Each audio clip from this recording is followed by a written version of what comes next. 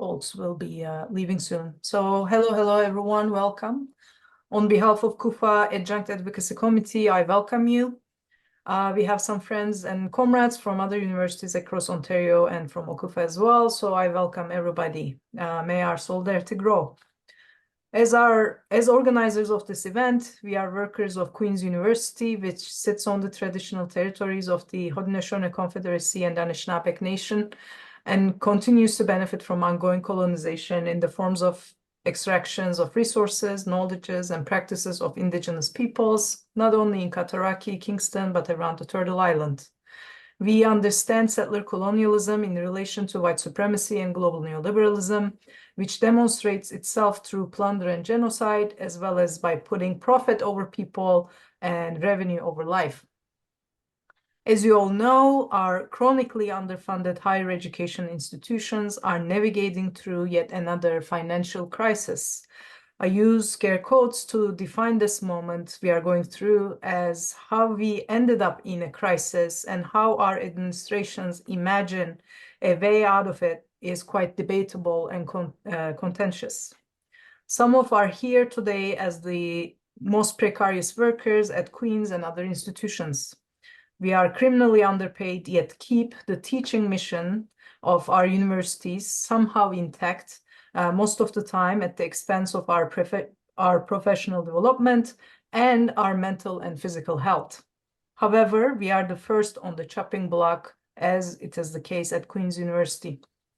Our speakers today will talk about why this is the case and how we can protect us and each other as we go through these manufactured crises. Before I introduce our speakers, I would like to thank the staff at QUFA and OCUFA, as well as QUFA Political Action Committee Chair Rebecca Hall, for their tremendous support in bringing together this event. Our first speaker is an award-winning lecturer and longtime labor organizer, Nigmendra Narain. He is the former president of the University of Western Ontario Faculty Association and the 35th president of the Ontario Confederation of University Faculty Associations, or QUFA.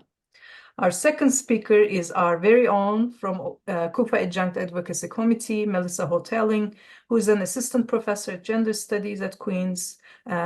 She will provide an update on our local situation, and then we will have a Q&A and a discussion at the end. Thank you, everybody, for here. Thank you for being here, and thank you, Nig and Melissa, for agreeing to do this.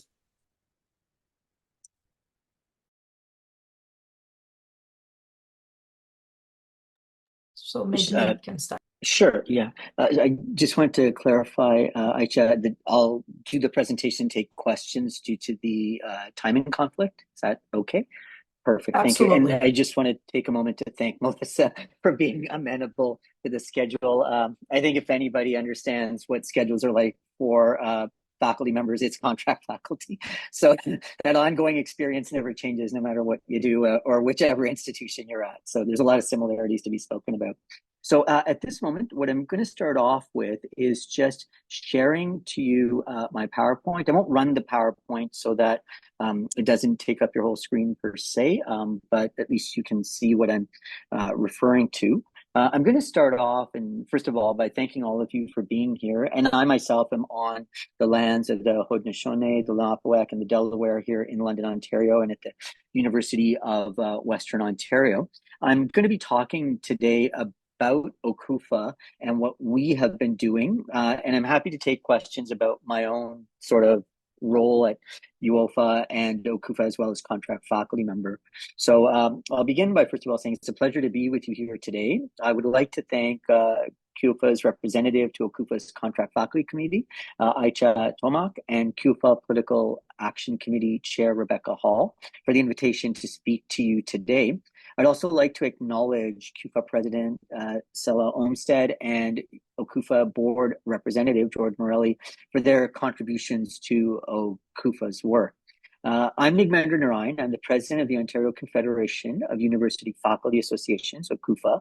I'm also a full-time contract faculty member in political science at the University of Western Ontario, and I've been at Western since 2000. And I'm also the past president of the University of Western Ontario Faculty Associations. In fact, I've been past president now two times in a row, and I was president and vice president before that. Just to sort of get us discussing, to give you a little bit of context on what OCUFA is about, the first thing to note is that OCUFA has been closely monitoring the so-called austerity measures being enacted by Queen's administration and how this is impacting all academic and campus workers. But we're specifically concerned about adjunct faculty at your university because there are, as Aich already mentioned, the first on the chopping block, the second part of the criminality of, besides being criminally underpaid, is being criminally fired if things get a little bit rough in the waters, right? And I think that's an important thing to acknowledge as well.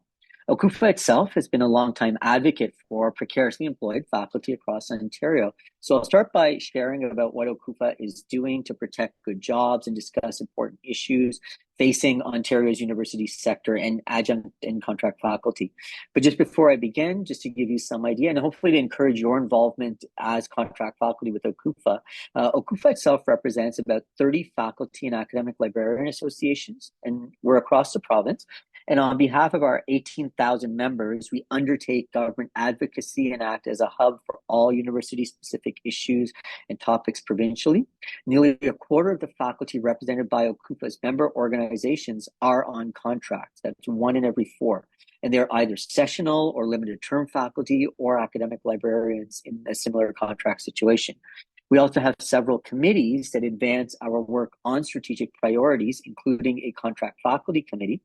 And these committees address questions of equity and social justice, collective bargaining, grievance support, contract faculty issues specifically, and they are known on other campuses, adjunct at Queen's, because your contract faculty are called adjunct faculty, which is important, right? For us, one of those discussions is always to make sure that we know who we're representing and to ensure that we call them by their right designations. But we also look at university finances and university governance.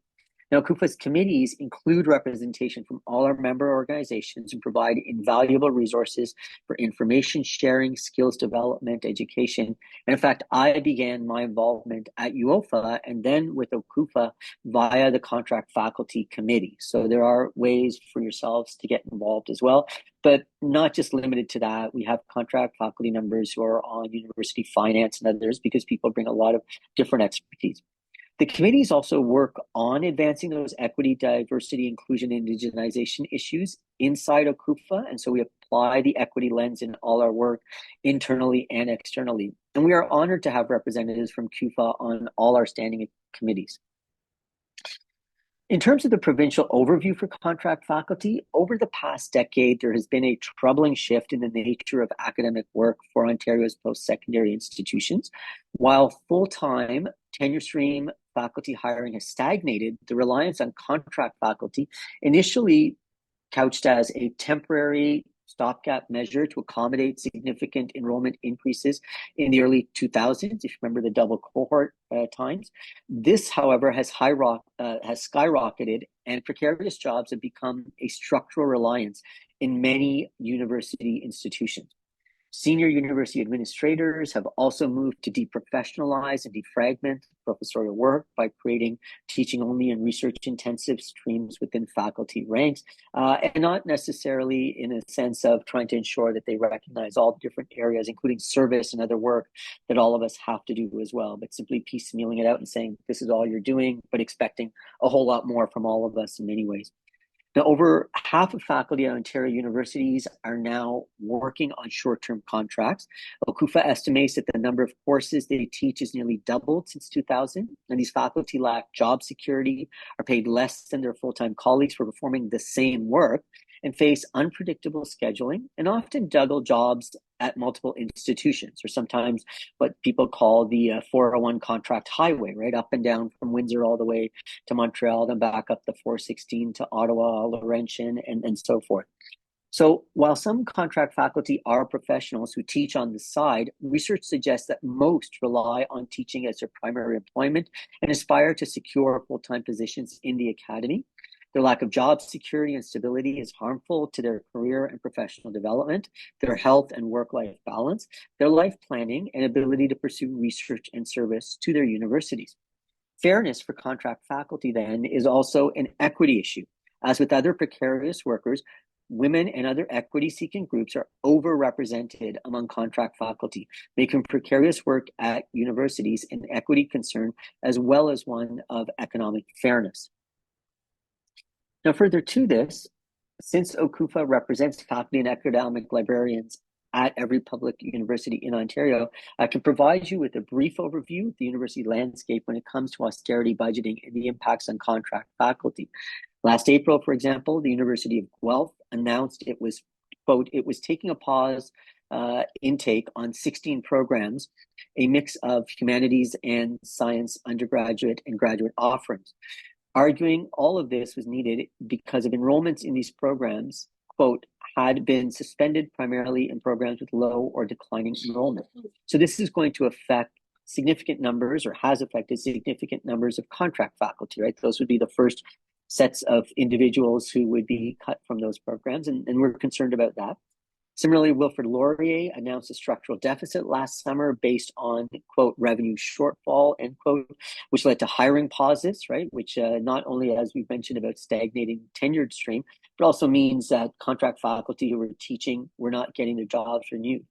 And in fact, one longtime contract faculty member at Laurier shared their teaching load has gone down from 25%, while their full-time colleague is now teaching a 400-student first-year course. So these austerity measures are bad for all: contract faculty, tenure faculty, academic librarians, and students. Now, while announcements like these are made, they have similarly at Queen's last year, contract faculty's hearts jumped to their throat because we know that it will be our contracts that will be the first to go. And that's why it's important for us to keep, an eye on what's going on, not just at your university, which is very important to us, but also at others, so that we can provide you a context for what's going on, and also a rallying point, because this is not just affecting one of us, it's affecting all of us with similar claims and contestations about what's driving all of this. So further to this, the Blue Ribbon panel is interesting because OCUFA has long been advocating for robust, sustained funding to our sector. Now, as a result of the public campaign, OCUFA and our member organizations, including QUFA-led and its members, our allies launched in response to the Laurentian crisis, we spotlighted underfunding in the university sector, and we put pressure on the provincial government to address this. Now, this eventually led the province to launch a government-appointed Blue Ribbon panel on post-secondary education and financial stability. So when the panel's recommendations came forward, citing the financial sustainability of Ontario's post-secondary sector as a concern due to the freeze on per-student funding and the previous cuts and freezes to tuition, it was interesting that the panel proposed a 10% increase in post-secondary funding this year, with modest increases over the subsequent years. And if the current rates of inflation hold steady, this would effectively just be a one-time boost of 6%. Now, overall, if the panel's recommendations were fully implemented, this would unfortunately still leave Ontario's public universities with the lowest provincial funding. And our recommendation has been that, to take our pre-budget submission and I encourage you to look at it. With our pre-budget submission, we argued for an 11.75% increase in the total provincial funding to universities over a period of 5 years to reach the Canadian average, right? We believe that students being asked to share the load, though, doesn't make that much sense, because they're already facing all sorts of other issues like housing and so forth. But even if they increased it, we also have to note that the problem is that Ontario has the near highest tuition in the country. So this is going to make accessibility a problem. Ontario's domestic students already pay approximately $1,100 more in annual tuition than the Canadian average. And this is another disappointing recommendation from the Blue Ribbon panel that doesn't properly address the funding in our sector by simply, as our executive director, Jenny On, says, it basically privatizes funding our sector to students and their tuition. Now, we did find one useful statement with respect to faculty. The report notes salary and benefits costs in Ontario universities are lower than in almost every other province, effectively quashing the idea that faculty are overcompensated. And I think I'm speaking to a crowd of people who absolutely understand that we are not overcompensated, and arguments to say that we are, or arguments to say that we can't be compensated more. Even the Blue Ribbon panel doesn't agree with that. It says that we are basically delivering more education bang for their buck than most of the other provinces across Canada. And I would add, as a former contract faculty member, this resonated deeply since we are the underpaid, right? And it's our full-time colleagues and our university leadership that sometimes don't value our role in this. And one of the ways to actually redress this value has to be within the salaries that we have, which the BRP has said are not bad compared to others. So the government, unfortunately, remains silent on these recent recommendations, and that basically means that we're seeing continued uncertainty and the inability of many universities to plan effectively in response to what's coming in terms of financial matters. OCUFA is also waiting for the government's response on both matters, and we're trying to see if they're going to respond with anything other than what we've already heard about. Now, one of the ways to address this has been the question of funding, and we had a Funding Our Future Policy Conference. We had a Blue Ribbon panel report that was released just before our Funding Our Future, Keeping Universities Public conference. So it was good timing for us, and it couldn't have been better. And we discussed how we can find tangible, real, and innovative solutions to our issues in public universities. Faculty and academic librarians, contract faculty included, were in conversation with government officials, journalists, students, and other stakeholders, not just conversations amongst ourselves. Martin Red-Cohn of the Toronto Star was there, and some of you might have read the Toronto Star editorial about the lack of public funding. So maybe he was informed about that, or perhaps they read some of the other stuff that we had provided. One of the interesting things were the different panels we had. We had the opening speaker, Steve Paikin, who's the host of The Agenda and author and a political biographer. I would encourage you, and the QR code over there takes you to the conference paper framework that the conference framework paper that we got. It was called Back from the Brink by Restoring Public Funding to Ontario's Universities by Ryan Ramard and Randy Robinson, which really makes the case for why universities need to be funded well, including contract faculty salaries and having good permanent full-time jobs for contract faculty to be converted into tenure stream jobs as well. And we held a panel on how funding impacts contract faculty, connecting our advocacy to the lives and experiences of our members, including those that sort of occupy two strands, one as contract faculty and as students, or are waffling between other sorts of lived experiences as well. And so we had panels on a student roundtable on university funding, which was lessons from across Canada, and that included David Y. And we had the university as a financial actor, which is also important for us to understand, because when it comes down to the university making claims about what to do about contract faculty, we have to have an understanding about how the finances work and where they hide numbers or don't speak to things that will actually affect us by double speaking it in odd ways. So we hopefully will get folks thinking about those issues as well. Now, further to this, we did make a pre-budget submission. In this, the conference itself was a catalyst for developing the funding solutions presented to the provincial government regarding our sector. First of all was the 11.75% increase in total provincial funding. And this would just bring us to the Canadian average after 5 years. We are not at the top. We are currently the worst of all of the Canadian jurisdictions on this, of all the provinces.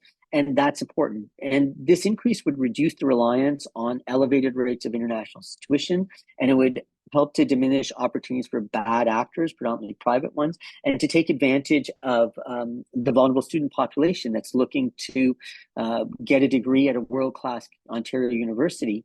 And it's also to recognize that Ontario universities have the lowest per domestic student funding. So Ontario provides about $10,000 per student, whereas the national average is closer to $16,000, right? So we are pretty far behind by a good amount in this regard. And then we suggested a review of the university funding formula with an increase, with an eye to increasing domestic enrollment. Demographics, as the Romard and Robinson report suggests, that there will be more students coming into the system. So we want to make sure that classes are available, and folks like us are properly compensated to ensure that the incoming student body doesn't just mean that our class of 200 is now 300 or 500 or 1,000 or whatever just gets added and piled onto. We also are interested in the reversing of the implementation of this performance-based funding that seems to not be doing what it's supposed to do, and it's overtly complicated and bureaucratic and doesn't really sort of capture, to a large extent, what we do as contract faculty in terms of the work that we do, things like graduation rates and stuff that don't necessarily follow us or don't really track how many students and things like that we're dealing with, right? Because of the way that these things work. So we're interested in ensuring that those things are indicative of what's actually happening. And we want to enhance student assistance and convert student loans to grants.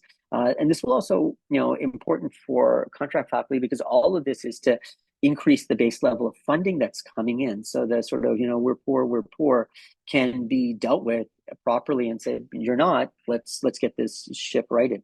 Now, if adopted, these recommendations would greatly improve our university sector as a whole and would make up for the proposed federal cap on international student visas.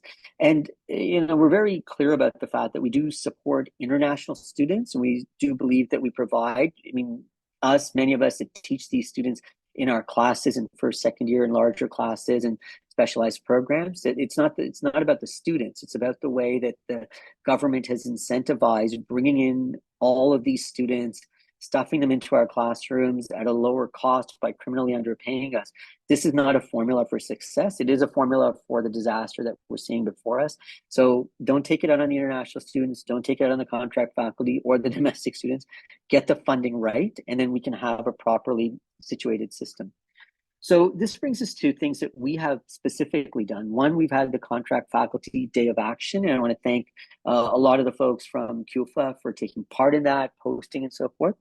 The solutions we developed created the foundation for our province-wide Contract Faculty Media Day of Action. So we tied that in to the stuff that we did at the conference. We made sure to recognize the contribution of contract faculty to our universities in research, in service, and in the classrooms, very importantly, and for the student. Participants showcased their stories of precarious work online. They brought together a campus community in support of fairness for contract faculty. The day also saw broad participation of hundreds of people adding their name to the growing list of supporters for OCUFA's provincial funding demands. And you can go onto the page that's there from the QR code there, and please add your name as well. OCUFA's members and allies in the labor movement, including organized labor and precarious workers in other sectors, amplified OCUFA's provincial funding recommendations. And yes, we noticed a lot of engagement from QUFA members online as well. And we want to thank you for that. Thank you for getting the message out, getting your stories out, and discussing with the broader public, like what sorts of things you're facing. And there were a lot of heartfelt and heartbreaking stories as well. And our students need to know that, and people need to know what our lived class experience is. So OCUFA Advocacy Day, which will be tomorrow, these are the types of actions that will support our colleagues that we've done, the social media day and the funding program. We're attending OCUFA's Queen's Park Advocacy Day tomorrow. We have over 20 Faculty Association ambassadors who will be meeting with MPs from all parties to talk about the funding recommendations and connecting them to contract faculty job security, as well as faculty renewal. They will be asking MPs to commit to a comprehensive strategy to ensure that retiring full-time tenured faculty member positions are replaced with new tenure stream positions, that there are pathways created for contract faculty to attain secure, stable, well-paid positions at their institutions, and that the reliance on contract faculty in the system as a whole is reduced or stabilized in a way that folks can have the career that they're looking to have. This can be done by increasing funding for Ontario's universities by annual compounded increase of 11.75% for 5 years, as I mentioned. Now, you may be thinking, okay, did the provincial government just make an announcement, a big funding announcement, right? $1.3 billion over 3 years. And they did, but it was actually a small drop in the bucket announcement. They announced near $1.3 billion for universities and colleges over the next 3 years, but this is wholly inadequate investment in Ontario's post-secondary institutions, right? For Ontario universities to reach the Canadian average for domestic funding, Ontario will need to increase its total university funding by an additional $2.53 billion in the first year alone. Indeed, it's not even, I think it's under half of the amount or near half the amount of what even the Blue Ribbon Panel, that is the government appointed experts on this, suggested. So we are also alarmed on top of that with this announcement by the province's direct allocation of funds to a private third-party review of post-secondary institutions. We have serious concerns that this will function as a $15 million gift to private consulting firms who have no connection or investment in our post-secondary system. And we all know who are the first people. They will go, well, do you really need them? Or what do they do? Or who are the most mobile that we can think of when it comes down to these efficiencies, which actually become inefficiencies in an overall sense, as we all know. So this brings us to, the fact that we can work together. And as the contract faculty member who's been involved in OCUFA, I agree that solidarity is our strength. And I've often encouraged that, and I've done presentations at OCUFA and in our own organization to encourage people to come and participate together in OCUFA events and also in solidarity. So it's important to understand that we can and we will win these battles. We can win job security for contract faculty and funding for our sector. Some of you have already worked on this sort of stuff in your own FAs. Some of you here are also members of multiple FAs in which you have taken part, maybe in somewhere else's negotiations, etc. So bring that talent and that knowledge to your FA here and elsewhere if you're engaged, but also bring it to OCUFA if you can. And we know that we can win these things together. At OCUFA's contract faculty workshop last May, for example, which was entitled Organizing for Collective Strength, we listened to a full day of lessons from the front lines of contract faculty collective bargaining negotiations, where tenure and contract faculty work together, and it's the same as in our UOFA bargaining situation, to make significant gains with respect to job security and benefits and paths for contract faculty. We learned how to build a strong organizing committee to support negotiations and how to talk about our demands with students and campus allies so they could see how austerity budgeting that cuts sessional contracts harms students and tenure faculty. Further to that, one of the big takeaways was the importance of tenure and contract faculty solidarity, because when the administration sees you united, we can win. And we saw this at St. Jerome, at UOI TFA, Ontario Tech, and WUFA at Laurier as well. We can also win legislative reforms. Remember that devastating Bill 124 legislation? Well, our collective solidarity efforts worked. It was repealed. It's dead. And now, of course, we're working on remediations that are appropriate. So that will depend on what's going on at different FAs. And we look forward to hearing about how those efforts are going. And then there's the CCAA BIA, the processes for the Creditors Act that was applied to Laurentian.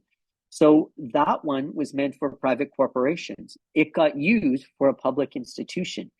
OCUFA fought that along with Laurentian's FAs, along with our allies like CAUTs and other, and we won the reforms. So it can never be used again against another public university. So that legislation that is for corporations cannot be applied to dealing with us, because we know the first steps in all of these processes are hurting folks in our positions. So as you think your next steps on your campus and provincially as well, please remember these wins. Know that your solidarity is your strength. And I would encourage you as a contract faculty member, knowing full well, just like myself, there's only so many hours in the day. You have multiple obligations. Many of you may be on one or two campuses, or even within affiliates. I myself teach at 2 and sometimes have taught at 3 affiliates at Western's campus. But if you can get involved, please do. We would be very happy to have you take part in OCUFA. And I think the more I've come at OCUFA to have a bigger sense of what the big picture is, it strengthened me as a contract faculty member in my own steps, and to get skills from other folks as well. So with that, I do want to thank the Political Action Committee and the Adjunct Advocacy Committee for the time to speak to you. And I'm happy to take some questions as your chair fits. So I put the floor back to Aicha, please. Thank you so much, Nick. We really appreciate this. This was really helpful to show the provincial framework, if you will. Thank you so much. I will open the floor for questions for Nig. I know he has to leave a bit sooner than expected. Oh, thank you. Thank you, folks. Appreciate that.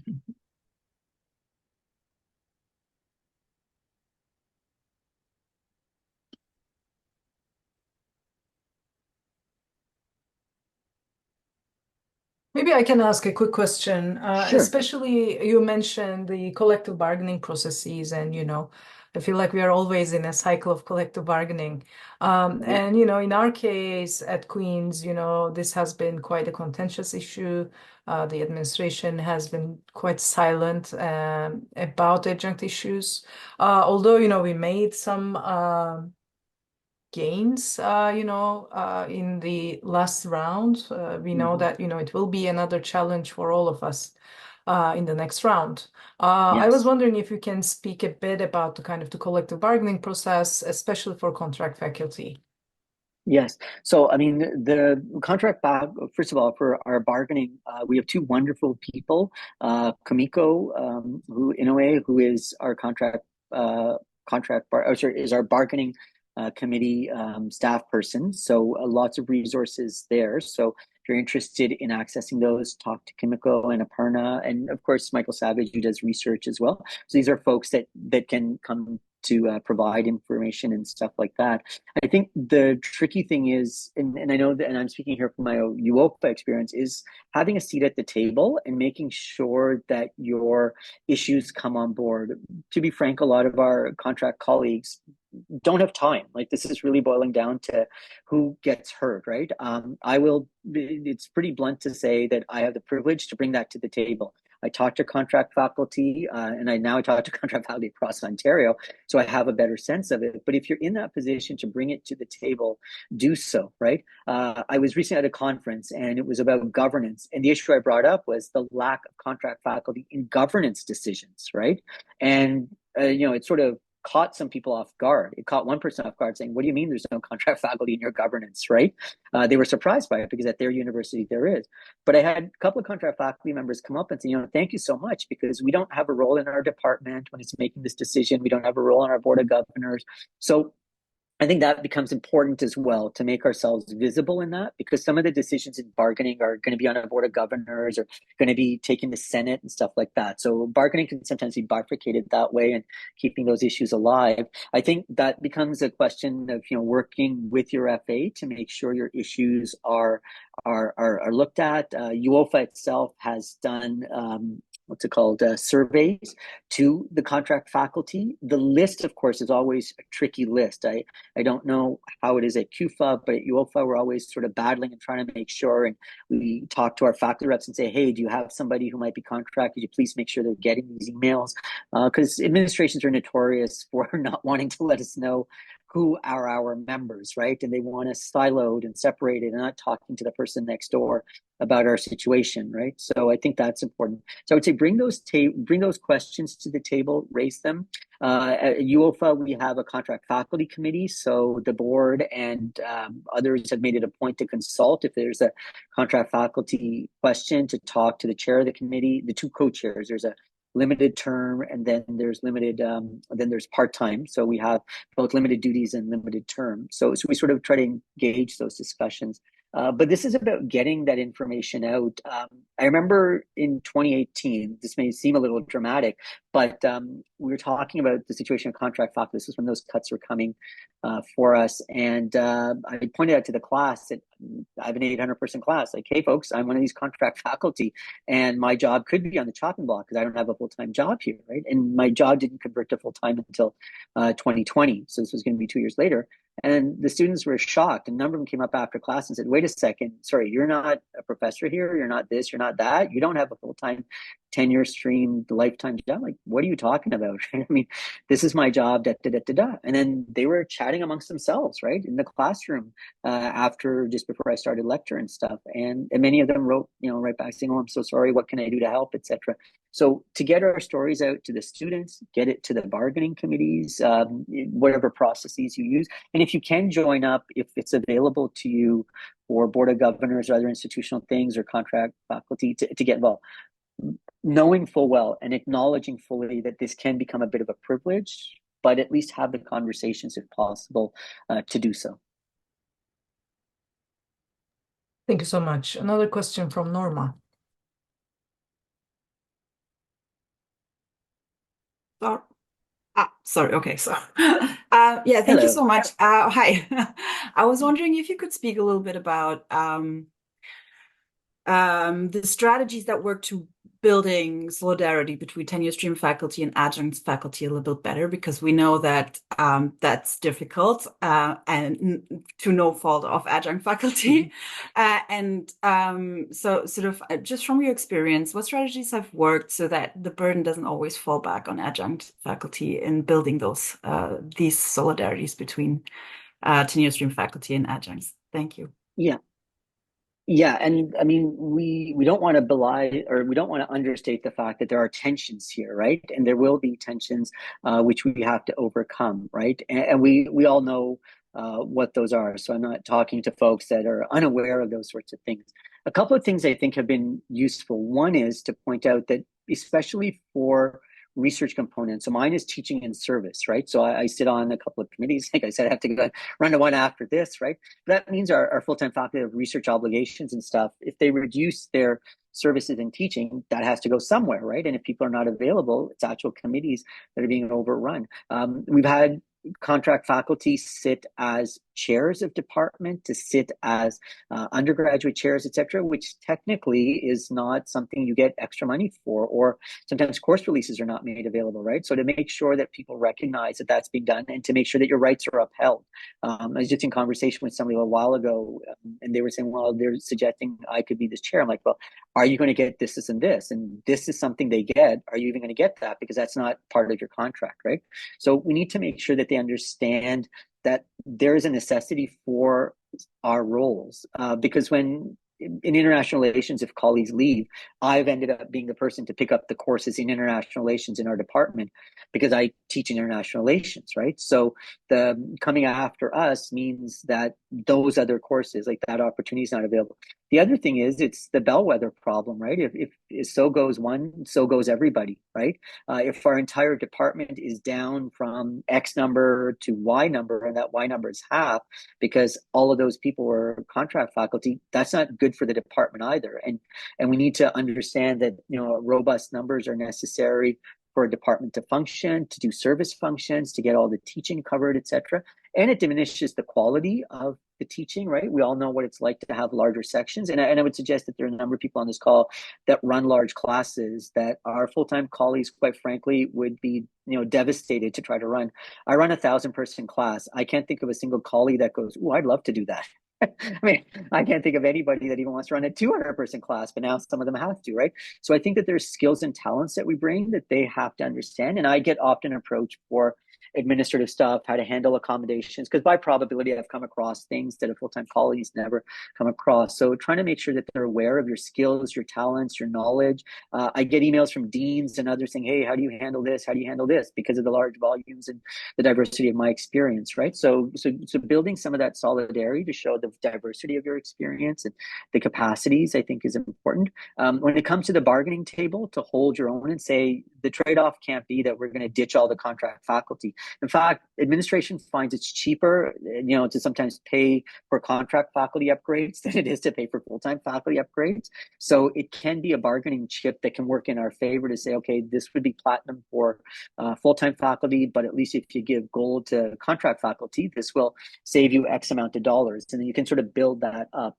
The other thing to remember is that it's across Ontario. So if Queens gets a win, then we can go over to Western, and we can go to LUFA up in Laurentian. We can go to QASA way out in Carleton and say, look at what they got, right? So every win for every one of us is going to be a win for all of us, which also includes all the tenured faculty in that regard. So those have been some of my strategies. Thank you so much, Neg. Carolyn.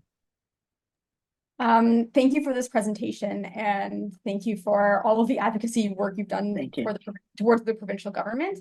And like these small wins that we have had, I think, are really important. So a lot in what you're saying around provincial underfunding, I think, you know, you're speaking to the converted here. But one of the issues that we're finding at Queen's is that there is this structural deficit that has been exaggerated, right? That we might not necessarily be in this much deficit. And I'm just wondering if OCUFA has done any work to show universities and administration and board of trustees of other ways of using like innovative kinds of accounting mechanisms, ethical kinds of budgeting to find that money in a longer time span. Because we know when there is this large deficit at this speed, it's going to be the most precarious who are on the chopping block first, even though at Queen's we have massive administrative bloat. So I'm just wondering what OCUFA is maybe doing, is planning on doing, or can do in order to deal with the issues of the deficit issues beyond just the provincial underfunding of post-secondary education. Yeah. So, I mean, very good question and very true for a lot of universities. I mean, every university will, unless there's some other reason, will cry foul and how poor they are, right? And we know that.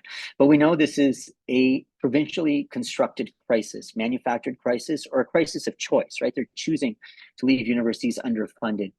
The first thing I would recommend, though, is that we have a ad hoc committee that looks at like university budgets and finances, et cetera. If anybody is interested to reach out to OCUFA to get involved, because the first thing we sort of need is financial literacy. They give us numbers, they tell us stuff, and then they say, oh, well, blah, blah, blah, right? So I'll give you an example. When they say, oh, we're going to cut X amount of dollars, we're telling everybody to cut X amount of dollars. Oh, but then we eventually give it all back. Like, that doesn't make any sense. So either it's a cut or it's not. But why are you telling us to make a cut only to hand us our money back and then say it's an increase in funding, right? We asked you to cut 3%, we give you back 3%, therefore we increase it 3%. So we've got all this double speak that goes on. So we just recommend being informed about that double speak to understand how the finances actually work has been a huge issue. Not every university, we all have metrics that we have to put in, right? Universities have to put in these documents, but not every university lays out its financial picture in the same way. And there's all of these various different, like, you know, segregated funds and operational funds and da funds, et cetera, which aren't necessarily always the same listed. So I would encourage everyone to sort of seek out getting that financial literacy. And OCUFA has been doing significant work to give that financial literacy opportunity. It depends on someone having that knowledge. And it can also doesn't have to necessarily come to us. For example, Laurier, with the expansion process to Milton and whatnot, they had a couple of their business professors look at it as a business case. And it was clearly evident this was going to be devastating and not particularly useful. I don't have that talent. I mean, if you want to know how to play the political game and which party to talk about and blah, blah, blah, I'm a political scientist. I can very much help you with that part of it, right? And that's great for advocacy. It's not that great when you're trying to figure out, wait a second, how is the segregated fund going to withhold X amount of dollars and that can't pay for this program or that program? For that, it's going to be the accounting knowledge. And when we have people that provide that, we have people that are knowledgeable about that. We have our own finance chair, our treasurer, but I think he's also the one who's part of that committee. And then the other aspect of that, just so we're clear, like the finance part of it is a structural deficit and all that is that. The other part of it, to be very clear about, is that it's a governance call, right? Our boards get to decide where that money is going to be allocated. They are given a financial plan and go, this goes here, that goes there. Some of us have senates, some places have bicameral senates and other things like that. So you need to understand the governance part of it as well, so that we're trying to develop that capacity. And for contract faculty, it's tricky. At Western, for example, we have a Senate seat, but it's non-voting. We get to participate, but we don't occupy any of the governance seats as contract faculty members to actually vote on any of it. But we can raise our issues with our representatives, bring it to UOFA, who can then speak to it and say what's going on. So that would be my suggestion, is to, one, get the financial knowledge to figure out what's actually being said. And I think that QUFA, has good people that have that sort of information and can do that. And definitely, if you're interested, like the more I'm learning about this, there's ever been a time to call something hokey or, like really in politics, we would call this political speak, but it's a financial speak. Like, what does this term mean, right? Or something's buried in a footnote somewhere. I wouldn't know to look for that, but these folks do. But then the other part of it is governance. Go in and challenge, say, hey, what's this number, right? You brought this to Senate, tell us what this is. Or the Board of Governors is looking at this number. Go to the Board of Governors and tell them that these numbers are not valid, right? UOFA, I think, publishes we sort of provide a summary that's called Every Budget is a Choice. and we explain what are the other choices that can be made. I can't speak to what QUFA does because I'm not fully aware of that, but if there are processes like that, then get involved in those and encourage some discussion around contract faculty choices that are being made around X or Y, and connect those two as well. Like if you're choosing to not fund contract faculty, then you're limited in research time off. If you're not going to put contract faculty on service elements like undergraduate teaching, then you're going to run into problems that tenured faculty, if they are not teaching large classes, will never see coming, but they'll land themselves in, right? So those governance bits are helpful in that. So I would hope to encourage folks to get involved. If you're interested in getting involved in QUFA, we have an ad hoc governance committee. We have our contract faculty committee as well to reach out for that, but to consider that involvement. I hope that helps in terms of giving some ideas for where to go forward. Really does. Thank you so much, Nig. And I'm well aware of the time, and I know you have other commitments. Thank you so much, No taking problem. the time to be with us. I think this was really informative and really helpful. Thank you, and we'll be in touch. Yeah, thank you so much for inviting me, and thank you so much for having OCUFA, and we wish you all the best for all of your stuff, and please do keep in touch. Take care. Thank you. Bye-bye. Thank you. Take care. Bye. And with that, I'm going to switch to Melissa, our very own co-chair of Adjunct Advocacy Committee at QUFA. Floor is yours, Melissa. Thank you. I am going to share my screen here.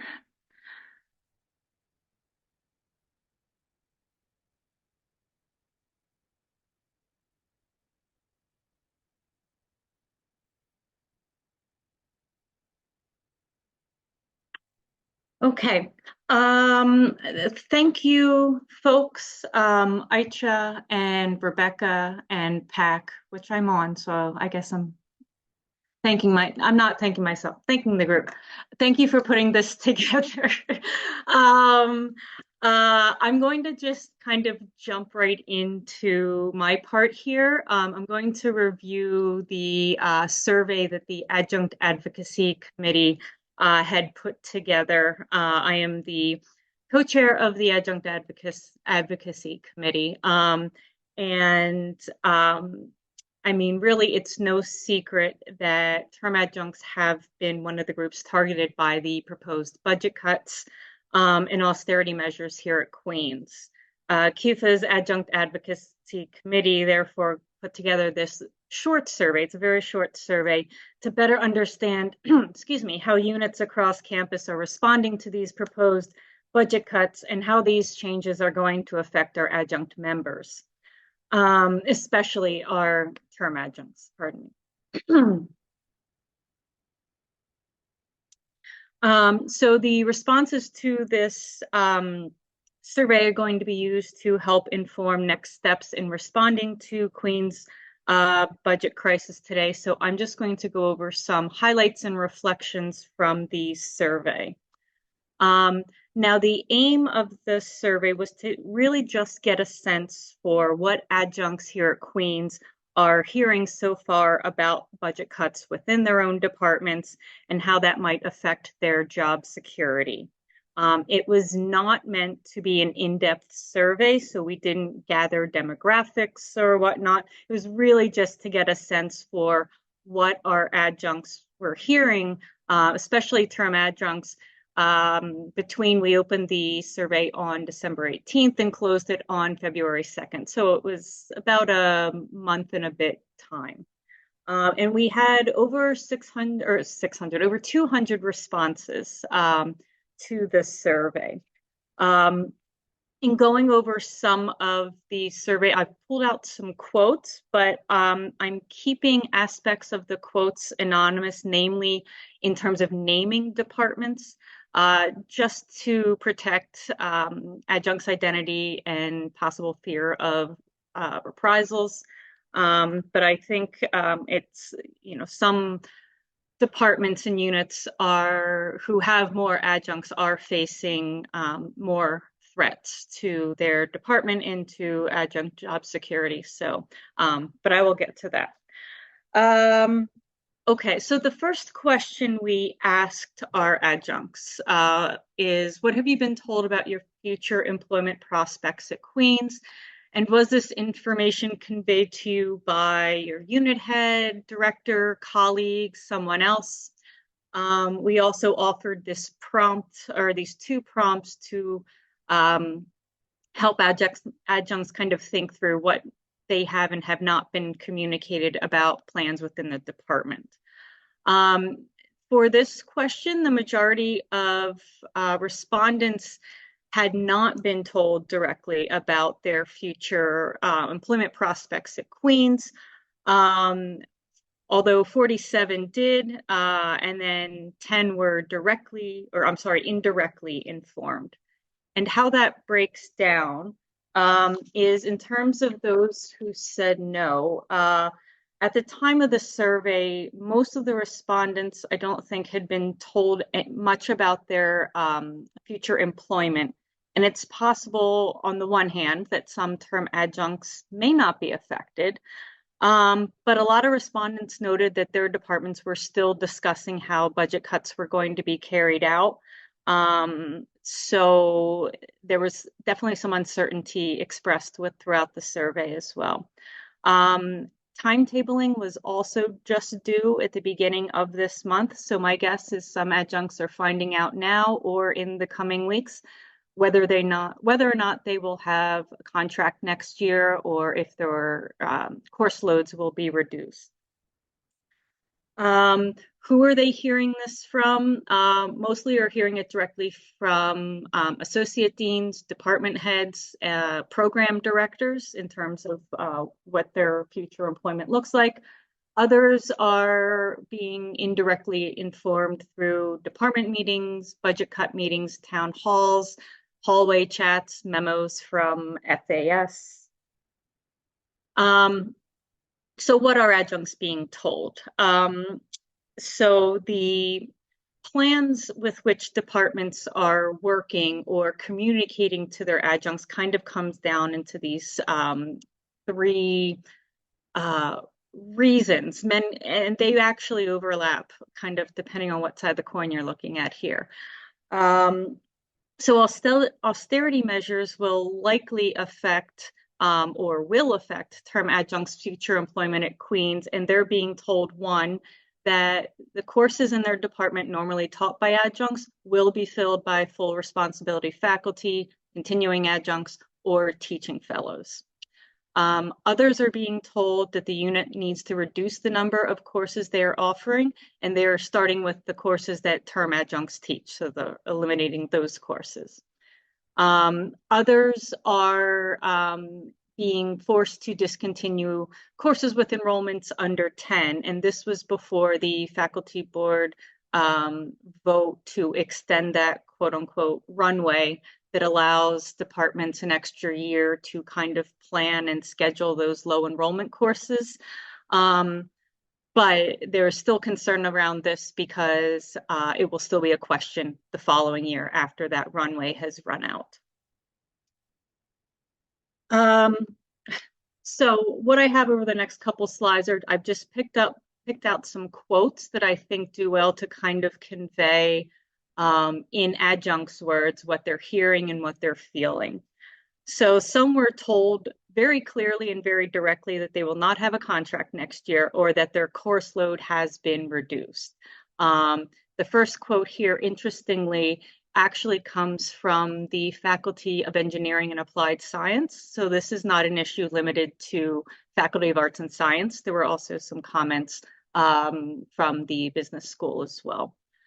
Others wrote that the plan in their department is to have faculty teach as many courses as possible without relying on adjuncts. My course load has been reduced significantly.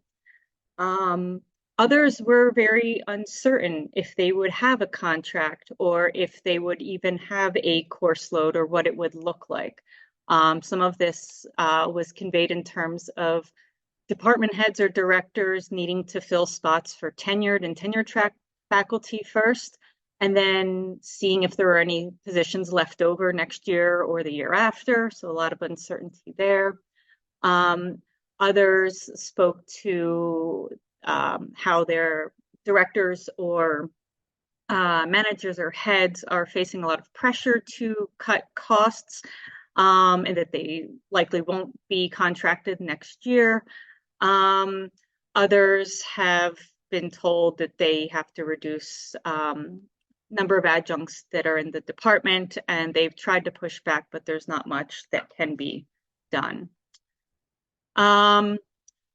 Many adjuncts work in more than one department, and they are hearing different things from different departments, which isn't too surprising, but I think what it speaks to is how different departments are being differently affected. Yeah.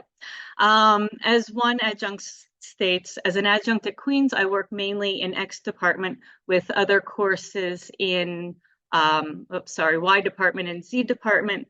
My department head in X has been proactive in communicating with me about the budget cuts, but the impacts are unclear.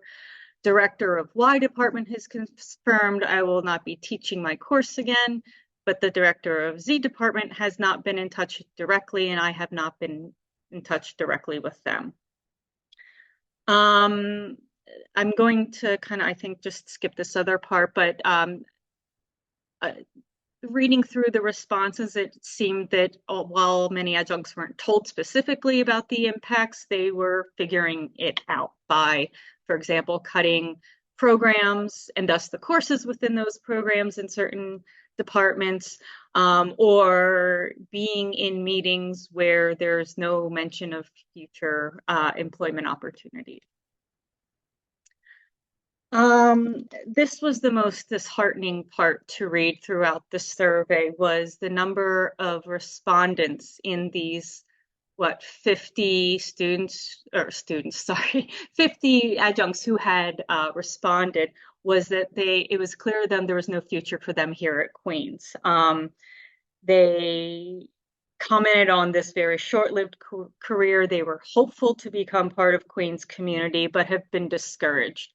I am actively seeking work elsewhere. The takeaway I'm getting from the department meeting is that there's no reasonable prospect to be hired despite multiple course offerings in my specialization, which will most likely go to teaching fellows and existing faculty. Between the December department meeting and the provost town hall, it is crystal clear there is no future for me in this institution. Folks are looking actively elsewhere for positions. Some are talking about how reducing courses means that there's no real need for me, a term adjunct, as again, those roles will be filled by tenure track and tenured folks, but also teaching fellows. I have zero hope for future term adjunct appointments with the department, and I'm having to change career plans.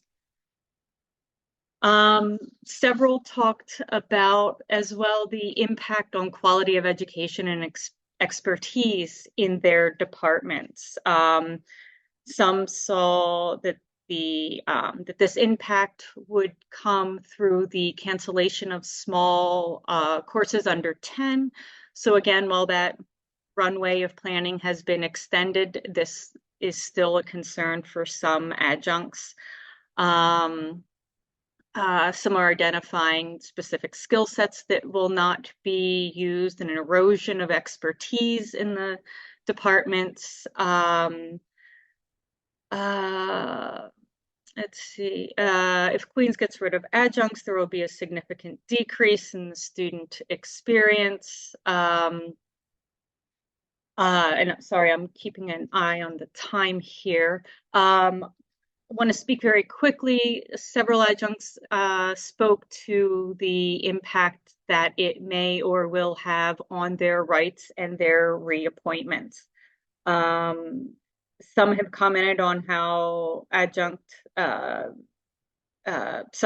commented on how budget cuts to adjunct teaching is beginning to erode the rights they have or impede their promotion to continuing status. One was told, I was told the course I teach that I have a specific rate of reappointment on will not be offered next year, as the budget cuts for adjuncts will be reduced in the department. Another spoke to how close they are to continuing adjunct conversion, and if they don't get that conversion soon, they might not be able to offer those courses in the future in that department. These directives to not hire term adjuncts or reduce the number of courses that adjuncts teach will interfere with their paths to permanent employment. When departments start offering courses every other year rather than every year, that's going to slow their path to reappointment or to promotion. In situations where adjuncts have been told that they will be canceling the courses that they used to teach, or at least not offering them for several years, some might see their specific right of reappointment or general right of reappointment expire, which it will do after 5 years if an adjunct has not taught a course for which they have a right of reappointment. So the other questions I can actually summarize very quickly because there weren't as many responses to these other questions, but I think there's some good takeaways still from these. Most of the respondents, when we asked them, have you been told about plans to not advertise, to cancel, or to reduce sections of the courses you usually teach? Most said no. But I guess I would question, is it still too early to know for sure, though? I think that question is, as I mentioned before, I think many are still finding out what their situation will be next year, and certainly after that. Of those who said yes or maybe, they were told that they're not teaching a course that they had been teaching for 4 years. Some are facing reductions in sections. Some mentioned concern about arts and science online, with the online degree programs and certificates closing, but not being sure what that meant for their own ASO courses in their department. And I think there's some real concerns about what might be happening there as well. Third question, have you been told that your paid services or service responsibilities will be cut? Again, most respondents said no, but this is an interesting question, I think, to continue to follow, because many adjuncts do take on service that's paid out through Appendix Q, serving on department committees, graduate supervision, non-supervisory graduate responsibilities, and so on. But they can only do service work if the term adjunct is hired to teach. They can't be hired to do service work without being hired to teach.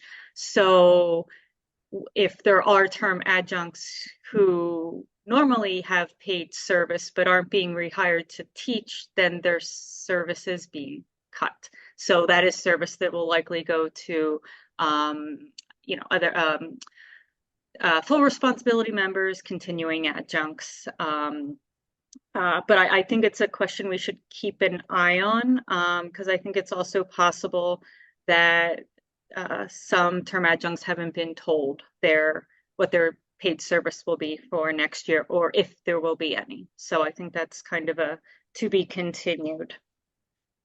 And finally, the last question, we asked all of our adjuncts, term adjuncts and continuing responded to see, if they had any examples to share of communications that are relevant to the impact of budget cuts on adjuncts. And some had shared, and I don't have quotes on this because some of it was very specific, but some shared discussions about specific courses and sections that were going to be that were going to be eliminated or collapsed, like collapsing more than one course into one course, or having them assigned to tenured faculty. And then other examples included cutting specialized courses, again with this focus on low enrollment courses, But these were courses that made, again, the departments very unique or stand out in comparison to similar programs at other institutions. So just a couple final thoughts here. I think some term adjuncts are very much beginning to feel the early effects of austerity measures as departments are planning their courses for next year. That's pretty clear from the survey. But there are some who are in the process of finding out or are not sure yet and will be finding out this year, may not know yet about next year, but this is causing a lot of anxiety and exasperation around the uncertainty of their course loads, of having a contract the next year, and so on. And as they find out what's happening next year, again, the question is, well, what about the year after that? Because this is more than a 1-year crisis, I guess. And I think there's real concerns about rights and reappointment and how those could be impacted on term adjuncts specifically. And I think it's really important that we keep communications going, surveys going, but I think we really need to pay attention to what adjuncts are hearing and experiencing at this time and as we move forward, because like I said, I think a lot of this planning is really starting to take shape now. But it's very clear that adjuncts are concerned, they're uncertain, and there's a lot of anxiety and low morale, I think, at this institution right now with adjuncts. So I will stop sharing, and I'm happy to take questions or comments. And we do have a few other folks from our Adjunct Advocacy Committee. So if others, I'll invite them to help me respond, I guess, if there are further questions or comments they would like to make. But thank you. Thank you so much, Melissa. So I'm going to open the floor for questions for Melissa.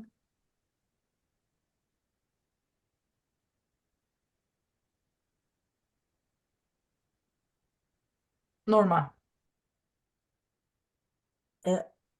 Sorry, something's wrong with my computer. Thank you, No Melissa, worries. and I think you should absolutely thank yourself. Thank you.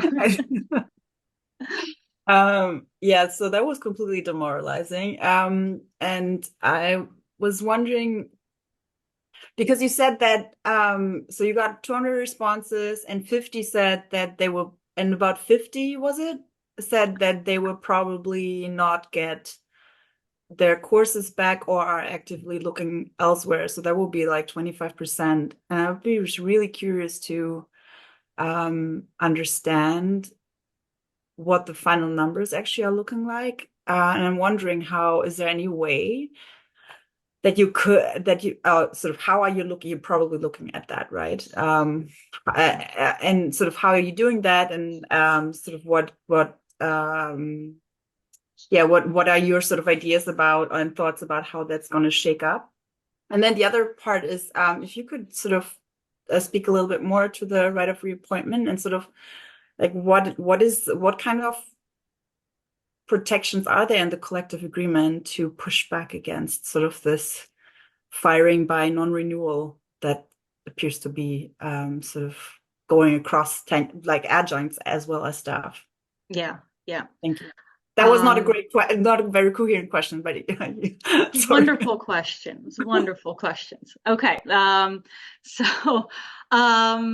The first question is a good one because, and I'm also looking at my fellow adjunct advocacy members, because if I'm correct, there's no real way of tracking whose contracts are renewed and who's not. We just get a list every year or every term of who is a current term adjunct.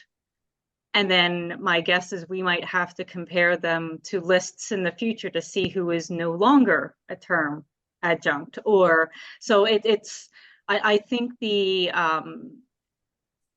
I think we're not sure how we're going to collect these numbers, but we've been talking about how we can capture data so we know how many have not been renewed, aside from just a list that says who has been, you know.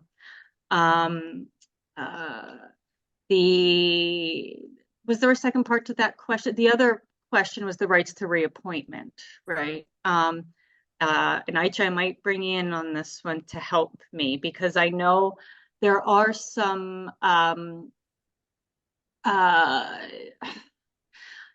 it becomes tricky when you have, and Aicha, what is the clause that says that term adjuncts are a last resort for hiring? So if you can 35. fill 35, thank you. So if a department can fill courses with full-time faculty, or if I'm correct, teaching fellows before adjuncts, that they can do that. Because adjuncts are supposed to be a last resort for hiring. But in terms of what we can do to ensure that doesn't happen, I wish Micheline was here, and I don't want to call on Doug or JR, but perhaps, and any thoughts, I'll open this up on how we might think about kind of further protecting these rights of reappointment, because clearly some are affected by this.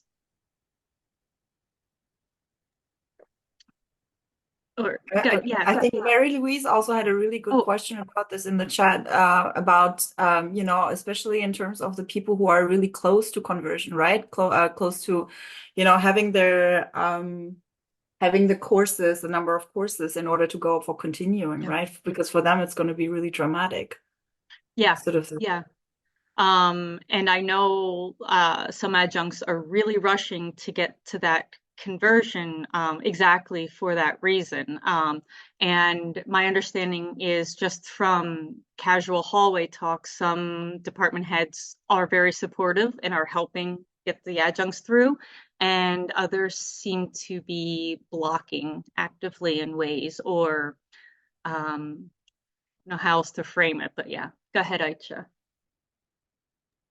Yeah, I was gonna say two things. I mean, before switching to Mary Louise's question, in terms of the protection, I mean, this is something that, you know, all of us in the committee has been, you know, thinking about what are the ways, et cetera, et cetera.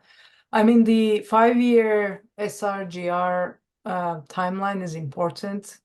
I think, I mean, it works as a kind of a detrimental effect that you can lose, you know, those rights that you know, worked so hard to accrue.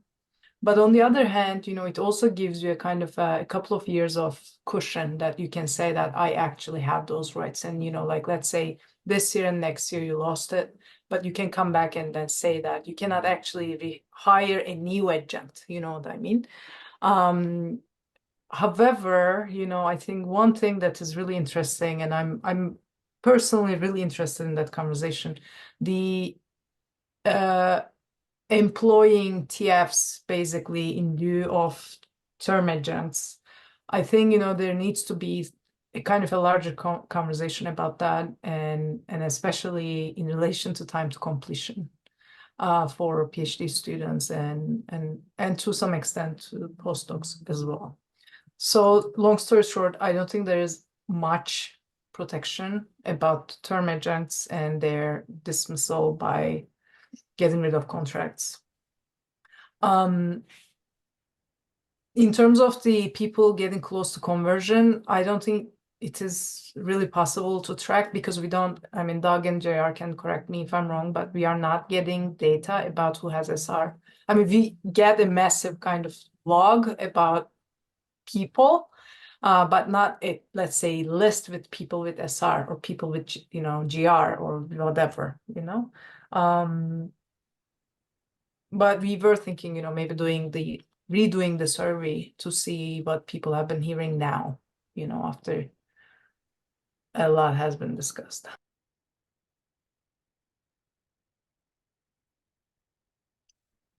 I'll just call on JR and then Doug. Doug, you go ahead because you're going to say what I'm going to say, I think. Please do. Okay, thanks, Melissa. That was a great summary of the survey. Just so everybody's clear on the type of information that QUFA receives, all of our information is after the fact. So when it comes to membership lists, that comes after the appointments have been made. The same as with appointment letters. What we don't receive and don't have any right to receive through the collective agreement is any kind of notification of when people's eligibility for GROR or continuing comes up. So it's actually the only way we find out about that is if a member contacts us for some reason. Now, we could technically go back through the membership lists and construct profiles of adjuncts and do that stuff, but that's the kind of work that is going to take a lot of work. So, I mean, if that's the kind of thing that the Adjunct Advocacy Committee would have to discuss and set out some directions on. And yes, I know the last Adjunct Advocacy Committee, the TF question came up.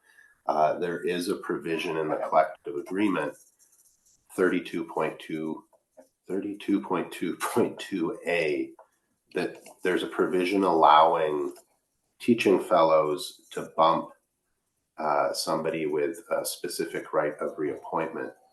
And there's a little bit of murkiness around what exactly, on what grounds a TF can do that. And there's also a letter of agreement, if you pull up the PSAC 901 agreement, that provides a little more detail. Now, but that was negotiated between PSAC and the university and didn't involve us, but does directly reference that clause. So that's something that we kind of just looked at the last meeting, I believe, and we haven't really gone any further. So I think that's a discussion to continue in the committee and an invitation, I suppose, to participate in the committee. But those are great questions, and I'm willing to hear what members have to say.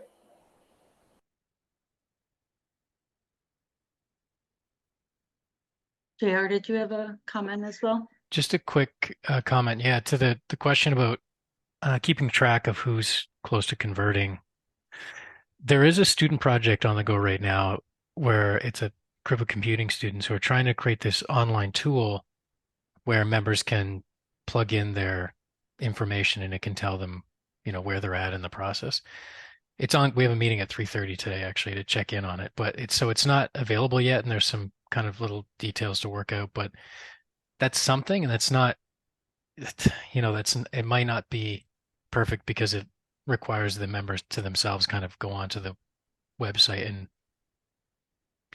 put their numbers into the tool, the online tool, and everything. But it's something that's maybe has some potential for the future anyway, for members to be able to calculate where they're at, and maybe for the union to have a better sense of where members are at. Yeah. 100%. Thank you. And Carolyn, I did also see your comment. That's an excellent idea. We are making a note of it. Any other questions for Melissa?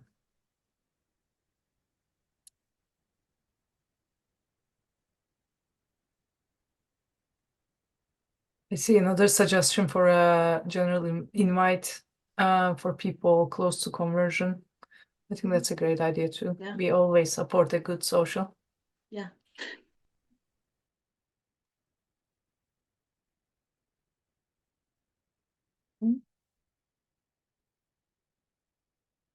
Any other questions?